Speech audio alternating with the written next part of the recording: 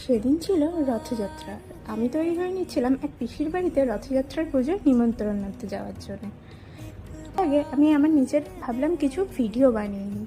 Photo তুলতে তুলতে আমার মনে হলো কিছু যেন একটা মিসিং আছে সাজে। হঠাৎ করে মনে পড়লো, ও মা, আমি তো সিঁদুরপত্রই ভুলে গেছি। যাই হোক, এখনকার দিনের অনেক বিবাহিত মেয়েদের থেকে শুনি তারা বলে তাদের নাকি সিঁদুর পরতে ভালো লাগে না, কিন্তু আমার তো মনে হয় সিঁদুর ছাড়া আমার সাজটাই যেন সম্পূর্ণ হয় না, কেমন যেন অসম্পূর্ণ লাগে নিজেকে। তাই যেমনই হোক না কেন, যেখানেই যাই আমি মোটা করে সিঁদুরপত্র আমি কিন্তু কখনোই ভুলি না। আমার ভীষণ ভালো লাগে।